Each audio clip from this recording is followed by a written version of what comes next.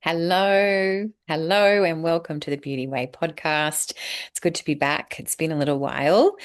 It was nice for Carissa and I to have a little break, wasn't It it? was. And, and it feels really great to have Jade Miles here as our guest back after a little break today because she's somebody that really resonated with Carissa and I when we read her bio. And it's funny, I came across her but because a client of mine gave me her book, Huddle. And when I received the book, I naturally, when I receive things, I'm like, who is this? Who wrote this? And so I did a little bit of research and I saw that Jade had Black Barn Farm, and I wanted to find out more about her. And so I had a little read, and then I was like, I really want her on our podcast. And so I reached out to Jade, and she actually lives a couple of hours from me. And so, yes, she has said yes, that she would love to join us here. So I just wanted to share a little bit about Jade while I formally introduce you. It's so great to have you here. Thank you for Thank joining us. you. Thank you. So what I wanted to say is Jade has the bush in her bones, but she is also a shrewd businesswoman, if I say the word shrewd in a beautiful way, in the sense of, I think from just the little bit of conversation we've had and from reading her bio, business is really important to her from the sense of actually sharing business, authentic business practices, genuine business practices with people. So she calls herself a poly-jobist, right down to her toes, which are probably barefoot and muddy. She's also a food co-op founder, creator of collaborative local food strategies, and Rural Woman of the Year Victoria runner-up. She's been nationally sought as a local food advocate and educator for the last decade. Jade has written Futuresteading, Living Like Tomorrow Matters, and she's also got a podcast. And her second book, Huddle, is the book that I received from my client, and it's about creating a tomorrow of togetherness. It was launched globally in May 2025 and is currently touring Australia and the UK. And so Jade is somebody who really wants to put her efforts where her mouth is, and we'll talk about her today. But because of that, she's a regenerative heritage fruit farmer on the Stanley Plateau. And she lives with her husband and her three kids and runs Black Barn Farm, which I'm excited to visit one of these days. Jade is also, I love this little piece that she says, encouraging us all to step outside our comfortable place, be still, be curious, be observant, and be united in our celebration of food and those who grow it. Is Jade's superpower. Jade joins the dots through the power of storytelling, calling a spade and encouraging all of us to redefine success, to celebrate simple and build ritual for community now and for the next 7 generations. Now, I know that both Carissa and I absolutely love that little piece. It's so great to have you here, Jade. The first question that comes to me is, what inspired you to walk this particular path? Uh, I think, although I probably didn't realize it when I began, I did begin quite young. My husband and I have been together since we were 21, and we both knew we needed to be back in the bush. We both knew that we needed to have our hands in the dirt in order to feel pretty grounded and tethered in the work that we do. And we both sort of a bit incomplete if we're not entrenched in doing community work as well as the work that we're each doing for ourselves. And so I think my childhood as the kid of a pretty abstract alternative permy set of parents who was surrounded by lots and lots of multi-generational family and multi-generational wisdom and knowledge was probably always headed back to where I am now, but I definitely had a 10 or 15 or even maybe 20-year window where I was probably seeking something else that was being led by the messages and the narrative and the noise that is perpetuated in an industrial existence. And that's that you need to have a title and you need to earn a certain amount and you need to have a house that you own and you need to have lots of outward facing success. And it has been really loud inside me, but not necessarily what I've been hearing from others, that I actually don't need any of that. What I really need is to be really, really grounded in place and really able to have the time to sort of sit on the earth. I sit in a sit spot most days, although I haven't today. As you were reading that, I was thinking, wow, that is not reflective of what my day to day has been. I've been crazily running around trying to land all the pieces for a day of back-to-back meetings, which is not how I try and live my life, but that's definitely what's happened today. But I sit on a sit spot most days and try to get the noise out of my head and just let my body really tell me what the day needs to look like and how I navigate it. And I think that remembering or that returning was probably inevitable. I think I was always going to end up where I am now. I realized that even when I was making decisions that took me away from that, the calling for that was so strong that I always had vegetable gardens in rooftop balconies, or in one I was living up at the Snow for quite some time. And even then I would drive off the hill as often as I possibly could so that I could have my bare feet on the earth and pick fresh flowers and forage for roadside fruits and things. So it has always been a pretty strong and uncompromised part of me, really. So I don't know that it was ever going to be any different. And I was just very lucky that very early on I found a partner who wanted pretty well exactly the same thing. Mm, so beautiful. And when you spoke of, the multi-generational influences in your life, Mm, which has really, I can feel from what you've said that they've impacted you to come back to this way, and they've allowed you to remember. So you've had that seeing there previously in your childhood. Now you wrote Futuresteading, and I haven't read Futuresteading. How do you help those who don't have that remembering, that have mm, not had that multi-generational influence to mm, remember quite so easily? How do you find that we can help them? How can we best help them to mm. remember? I think when I speak of remembering, I'm not necessarily speaking of the generations that came in my own lived experience. So, yes, that has definitely been part of the building blocks that make me who I am and make my knowledge base as strong as it is. And um, yeah, I'm really lucky and really fortunate that that was put in front of me as my childhood. But I think as I've got older, what I've realized is what I'm actually remembering is something that is beyond my own lived experience. I've just recently got back from the UK, as you said in the opening, from doing a book tour. But while I was over there, I wove an ancestral tour into that, which took a couple of years of understanding who my ancestors were, where they were from, what their stories were. And while I was over there, I spent a huge amount of time sleeping and sitting and eating and picnicking on the ground in the country that they multi generations of them existed.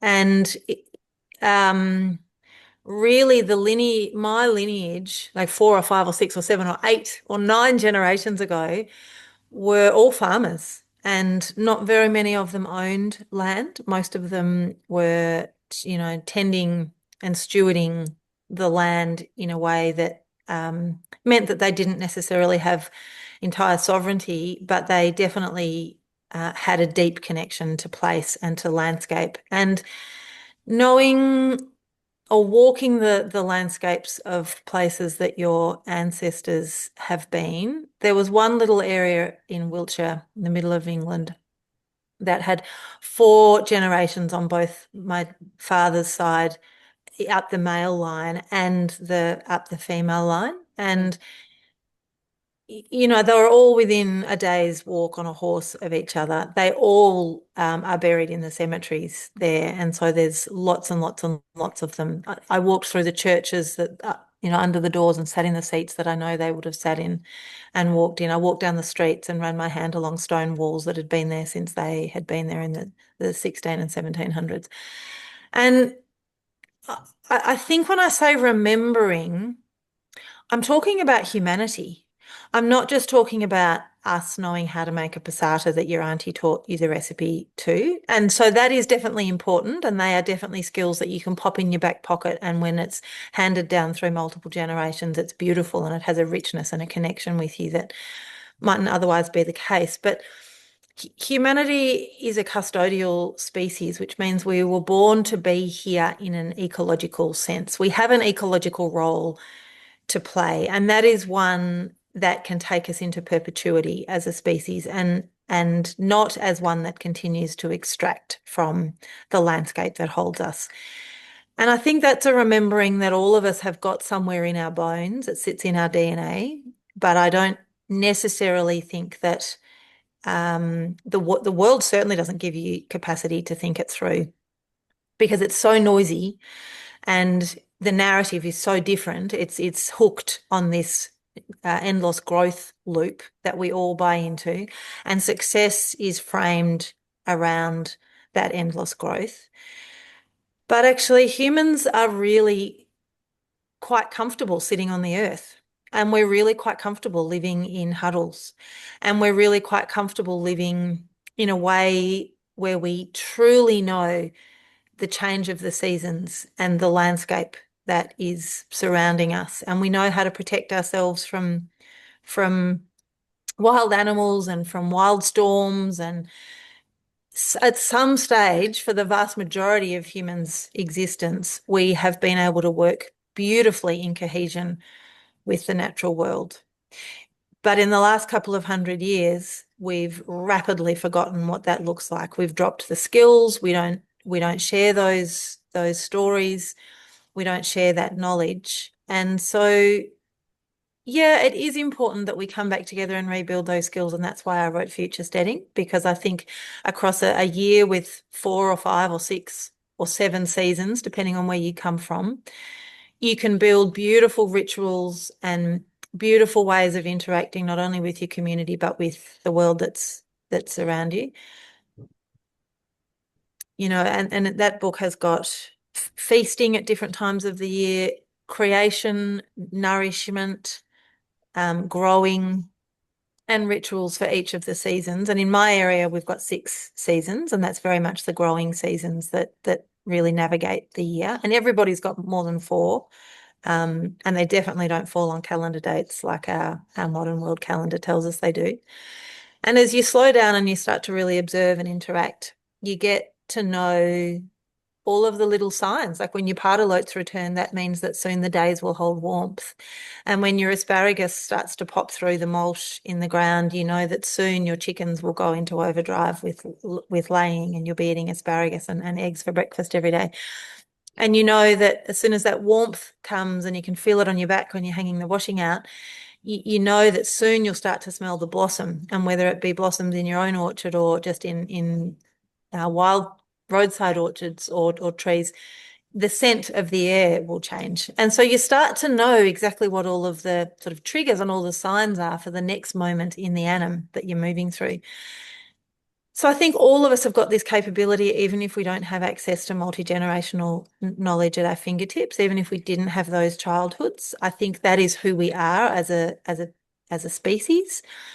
And we are here to do that. We're not here to seek a CEO title. And I can say that having been a CEO, it's a real privilege to be in such a position. And with it comes a level of authority and a level of power. And all of those things have some degree of merit, but actually remembering that we're human and remembering that we have done this since the beginning of time and really connected back to the landscape is the most humble but real thing we can do.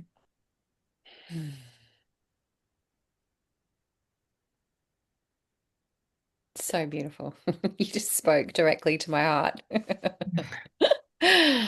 Yeah, that was so beautiful. Um, there were so many things in there that you spoke about, that remembering of we are all connected to the land. It's funny because I was gardening yesterday and when I used to live in the Northern Rivers of New South Wales, I would volunteer for the one of the community gardens up there, and I was doing that for a couple of years, and I learned so much about syntropic farming during that time, and so I learned so much about tending to the way that the plants grow. And I was in my garden yesterday, and a comment was made that I was like pruning back the trees too much. And I wanted to speak to this person and say, like, do you know that when you trim the trees, they send out these little signals through their roots into the rest of the earth to let the earth know that they need more nourishment to help them grow better? And then I just stopped and I thought, I'm actually speaking to somebody who doesn't want to hear that. And but what it helped me to remember was that yes, I know this, and I've moved into this place where I live now because my husband and I we've had a connection to this land for quite some time. We've for like 22 years or whatever it is. And we've moved back here because we could feel the land was calling us because Mm. it was not nurtured and it hasn't been nourished for over two Mm. decades.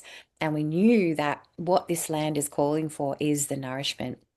And this particular land where we are is calling for tending and love because that's what the earth does for us. And she's just waiting. She's constantly waiting for us to remember that she loves us and just to see and receive her love and Mm. reciprocate that in whatever way we can. But to simply noticing her is all that she really needs, even though she doesn't need us to notice her. But when we notice her, she provides so much.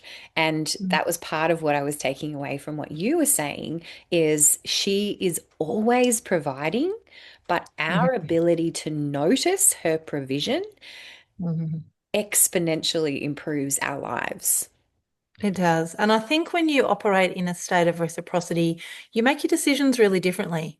So you don't continue the extractive approach that those who aren't noticing and who aren't operating in reciprocity are. So I think it allows you to make decisions that ultimately allow Mother Nature to regenerate rather than to be extractively raped and pillaged. And I think it sets us up for a very different outcome if that's how we're making our daily decisions. But you can't actually do that if you haven't prioritized sitting and noticing, just as you've said. That sort of slow, gentle interaction is so critical, and it just is it is so rare in people's everyday existences now. Yeah, totally. I've been loving listening to this.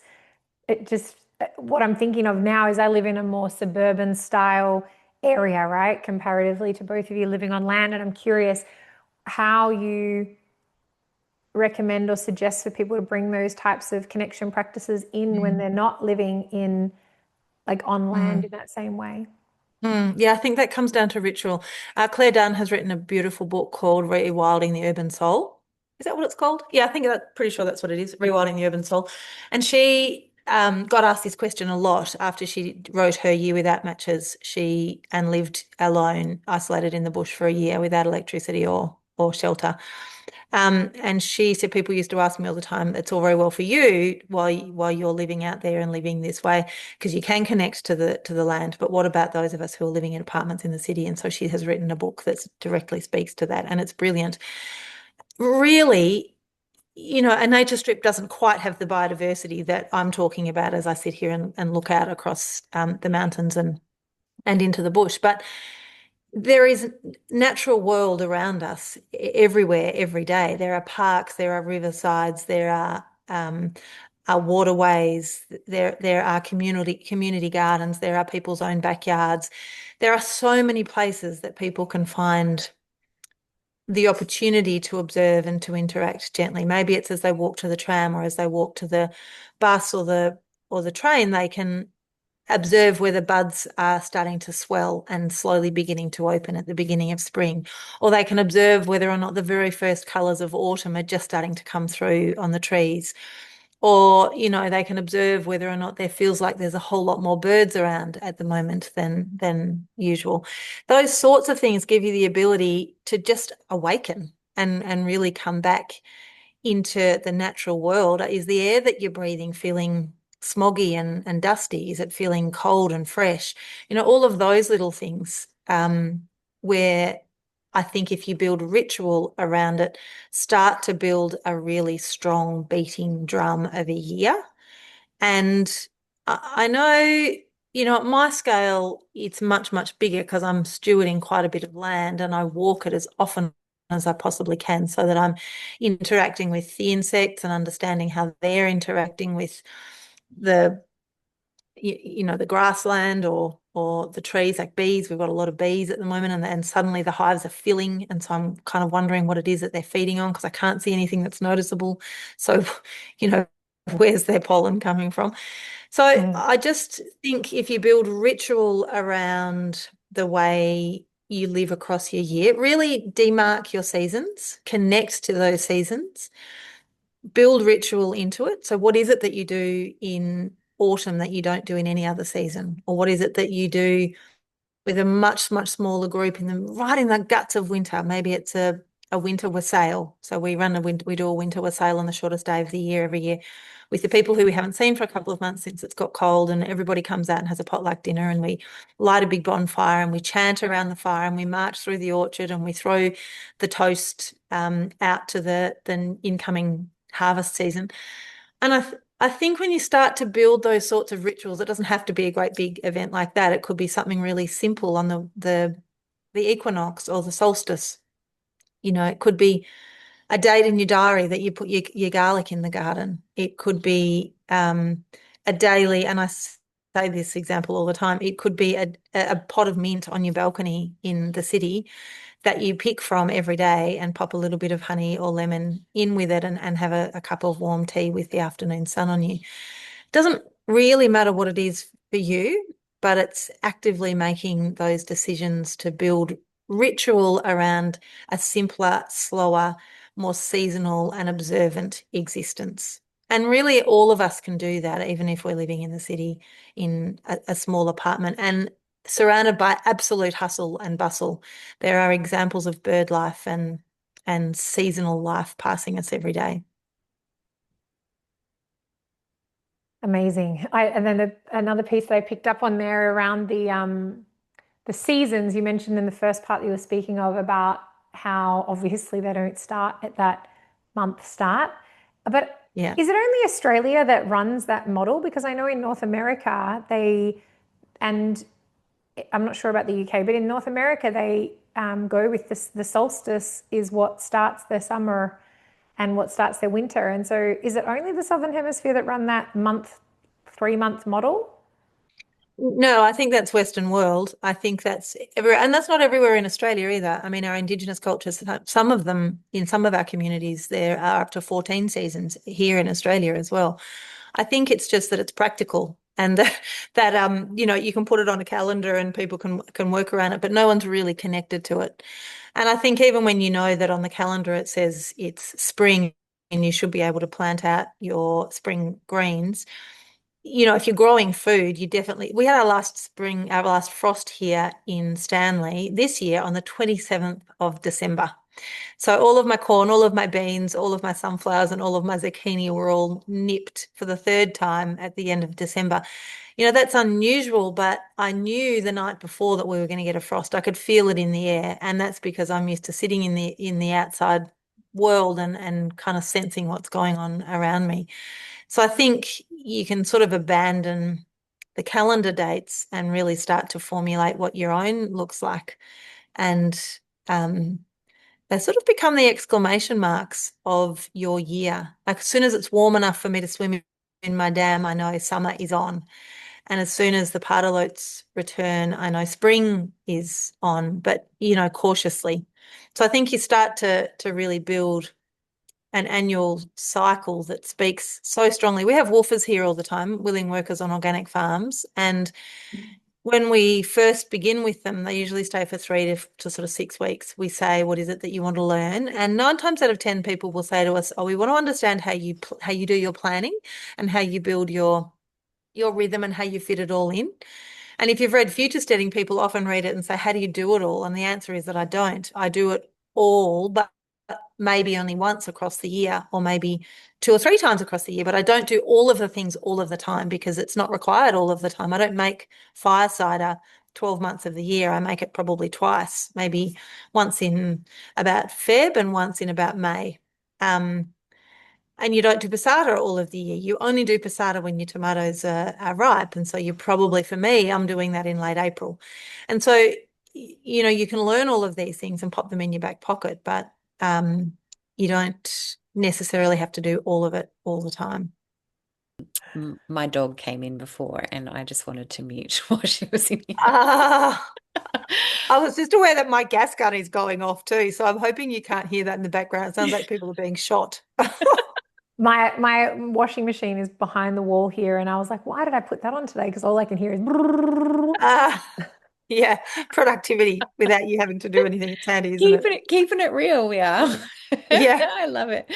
Um, Yeah, no, what I love is what you're speaking to, Jade, is presence. And I was Mm, reminded of someone that we're actually in regular circle with, and she was talking about how they say you don't plant this particular plant at this time of year. And she decided to plant it. And she said it was mm, blossoming so beautifully. She lives in South Australia.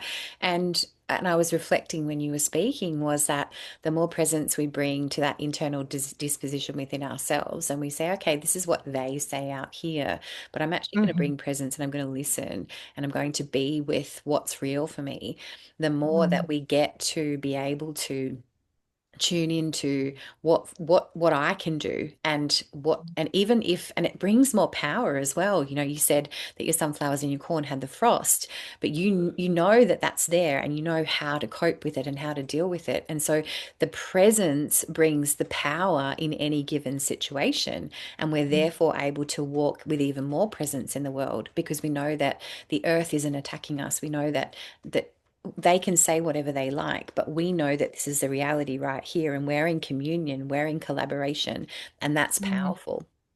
That's what Yeah. I've taken. That's the summary of what I've taken from the things that you've said so far. Right. Yeah, it's really true. We live on a plateau that is an old traditional, I shouldn't say old, it's a traditional farming plateau, mostly horticulture, tree crops, apples and cherries and pears and nuts. And we grow really differently to all of the old school farmers, who many of have now gone. But th those that are still around drive past our property, kind of glaring over the steering wheel, wondering what the hell we're doing because our orchard hasn't been planted in straight rows. It's all on contour, and so there's nothing straight about it. Um, and we have lots and lots of intentional underplantings under all of the trees. And so in spring or in winter and in spring, we let it go as wild as we possibly can because then the insects, which are mostly beneficial, proliferate.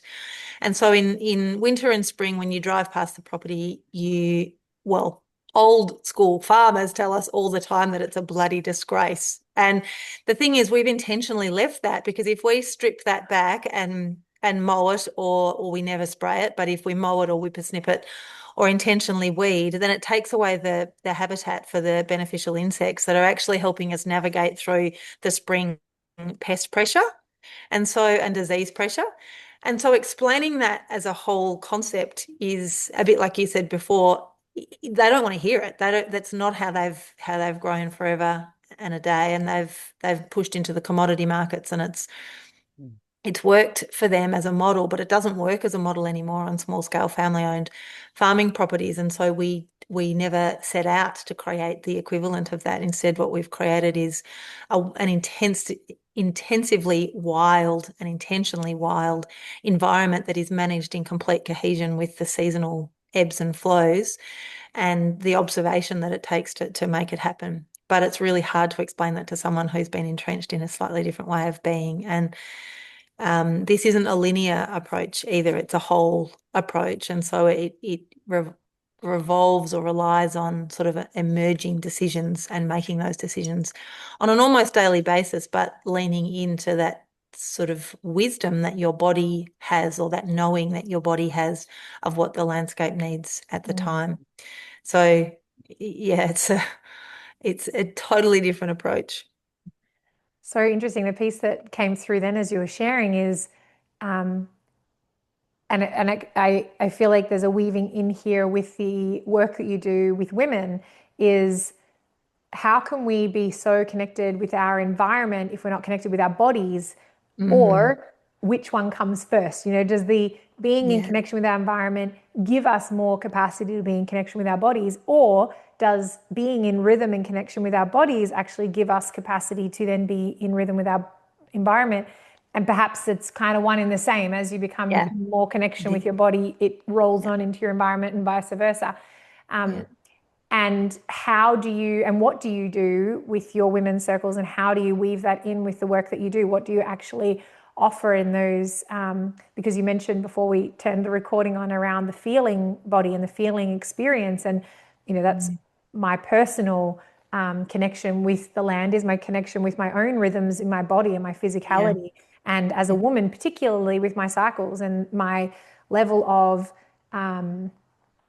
ritual in my cycle and what I do, as opposed to just plowing through and just not stopping, even though I'm in winter or Yeah. whatever's kind of going on at any one time. And so I'm curious, like, what do you do with the women when you're doing women's work, and how does that weave in with everything you've shared so far? Yeah, that's a really beautiful observation. And I agree with you. I think it's one of the same.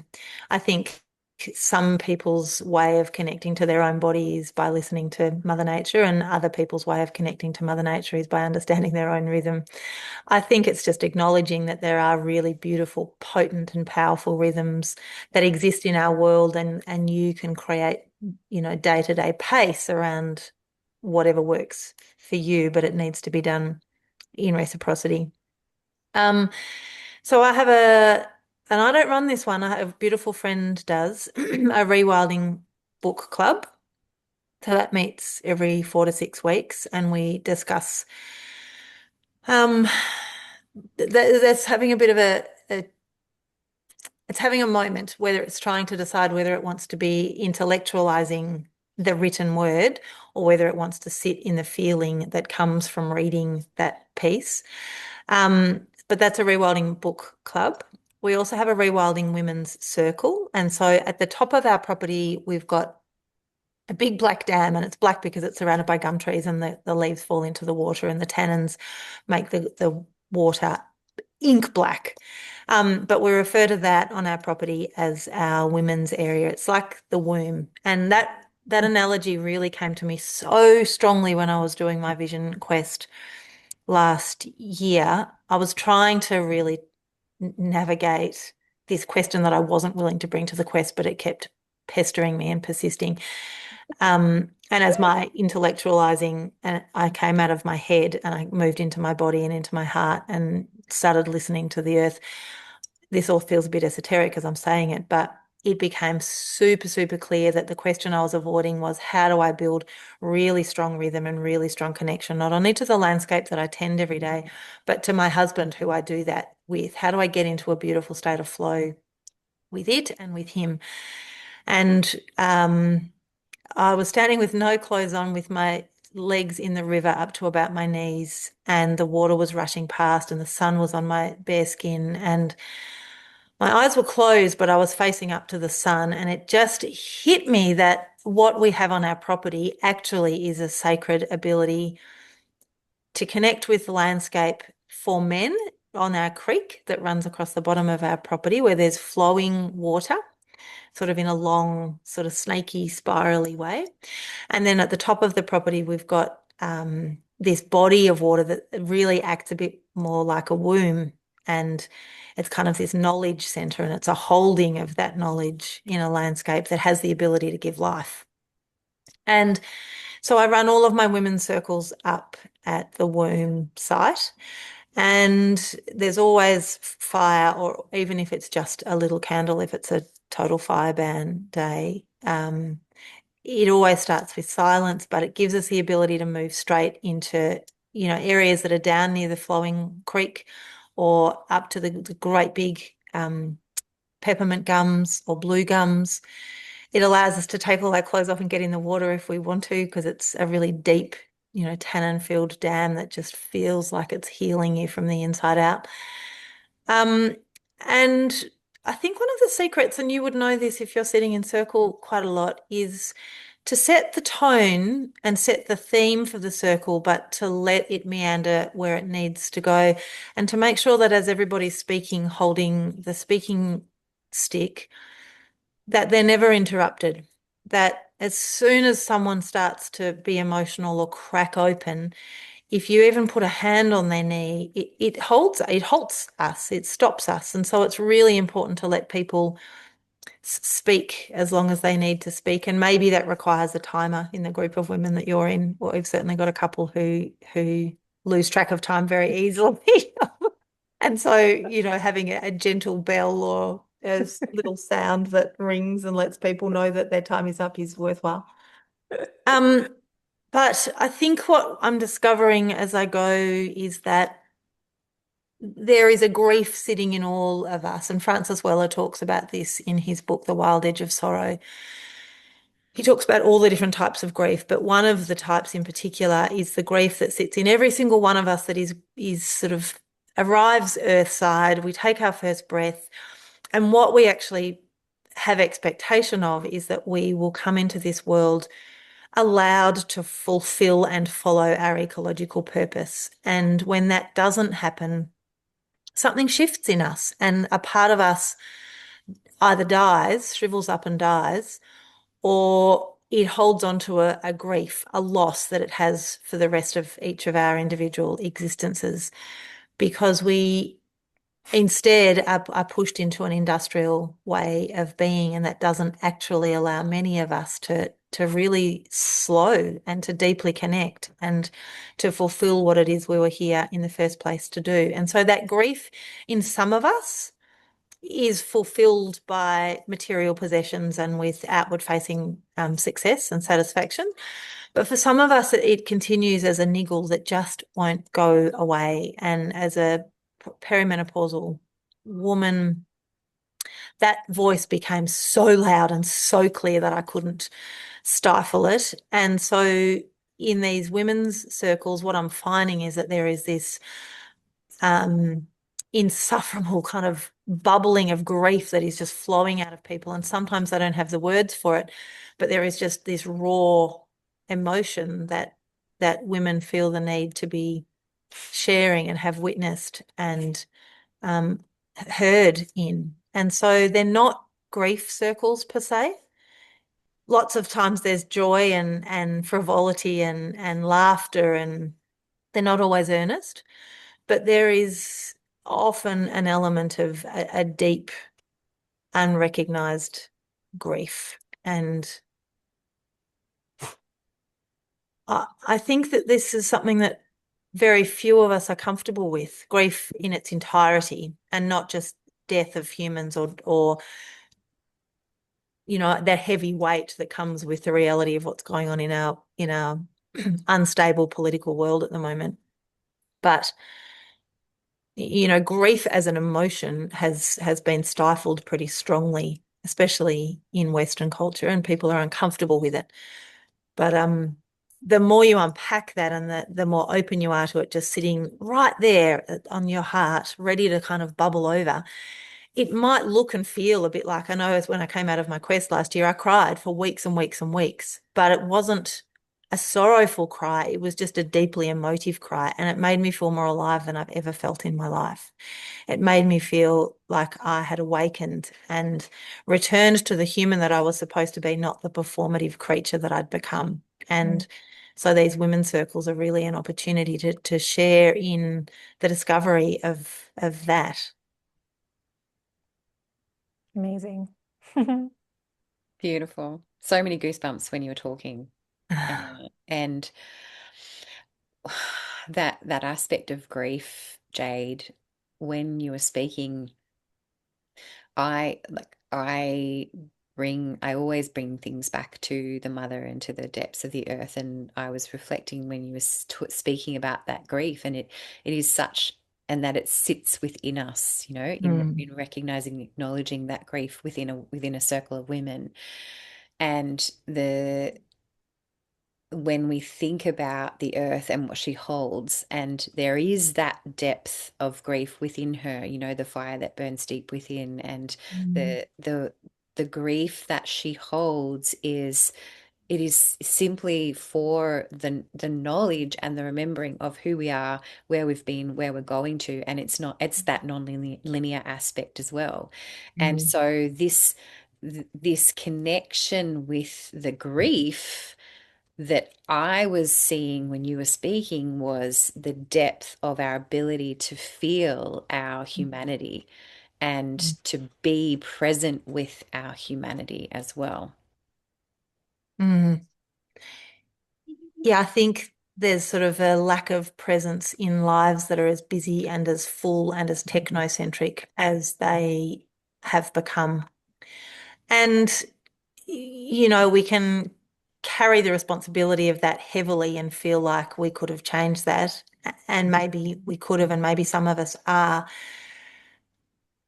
But, there's convenience that comes with a paced technocentric life as well. But when you really push back on endlessly being on a screen of some sort and instead go barefoot out into the bush or out into a piece of grass and really let the feelings sort of tumble. I remember listening to, it was Francis Weller talking to Nate Hagens on his podcast.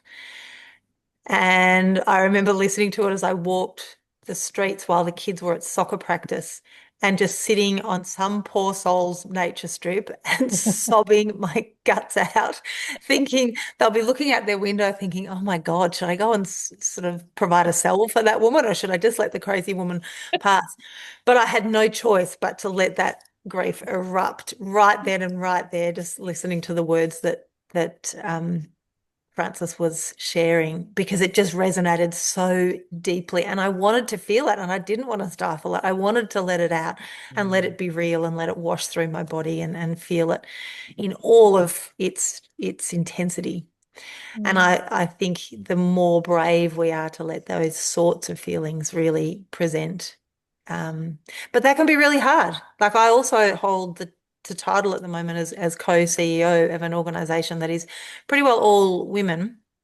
And when you were talking before about finding your rhythm as women, as you go through your monthly cycle, we've got a couple in our team that actually share their cycles with us really openly, and then they work according to that rhythm, which is tricky to manage.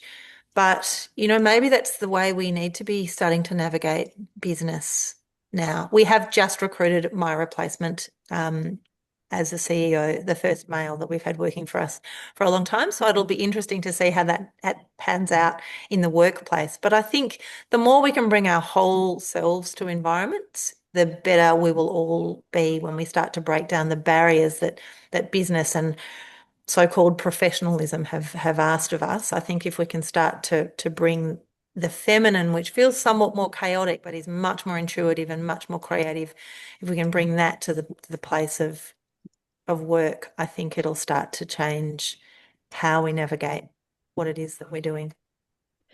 I love that you spoke to that, because I was actually going to ask around your role as CEO and how you navigate, all of this knowledge and how you bring that into the workplace.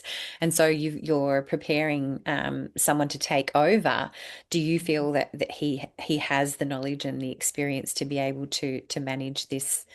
I mean, I guess that could be a It dodgy remains to be question. seen, but and I'm not going anywhere, so I'm just stepping sideways. So I'll still Right. be in a senior leadership role, but I just won't be the day-to-day operational. I'm just needing to go back to face into industry more than I have been, because that really is where my hands are in the dirt, my boots are on the ground, and that's kind of where I'm better suited. Um, Look, I don't know. He has certainly, he was interviewed we were seeking to understand whether he had emotional capability to step into this. The team's level of accountability and management of timeframes and things like that will probably need to sharpen. We were really lucky as a team 2 years ago to go through a program. We went through the inaugural program of something called the Regenerative Leader, which is a 9-month program that the first 5 months of are focused on inner work and really unpacking who you are and how you address grief and how you communicate what you're experiencing and how you interact with others on that. And then you move into outer action. And that was really where the accountability piece and your ability to interact with people who had different ways of working sort of sat. That's probably the bit that we didn't nail as strongly within our organisation. And it was the first time they'd run this program. So they've since tightened that up a bit. But it was an incredible program that I then went on to do with a whole series of other not-for-profit CEOs and just found the program unbelievably powerful. It rewrote who I am and how I lead and how I communicate in its entirety. And it gave me the confidence to drop a lot of the performance and to be really raw.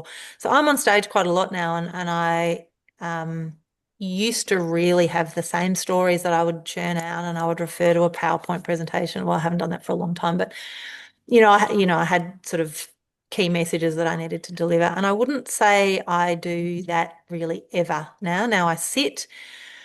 I take lots of big, deep breaths. I let there be lots of pauses. If I feel like there's emotion rising, I let it come. It's not unusual for me to cry on stage and just not perform. You hit your mid-40s and you kind of develop a fuck no kind of attitude. I don't want to do that and be that anymore. I've been that for a really bloody long time. And yeah, it allowed me to kind of navigate into positions that felt outwardly successful, but all of it still felt empty. And that's been my journey. And then that has equally kind of played out in the organization that I've been running, Sustainable Table. We really lurched into being transformatively regenerative as an organization, and that has set us up for lots of really interesting discoveries and learnings of how that plays out organizationally. But it's also shown us lots of things that don't work. Like, it's really clear that we still need tight deadlines, we still need strong accountability, we still need to be really clear in who's responsible for which parts of the delivery. There needs to be really open, transparent communication. All of those sorts of things are still really critical.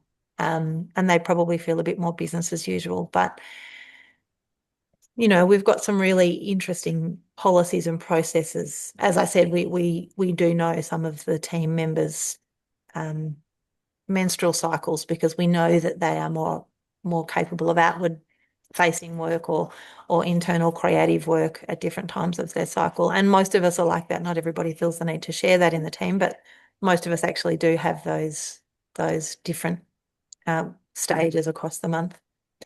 So yeah, it's definitely been an interesting way of existing and applying to a business environment. And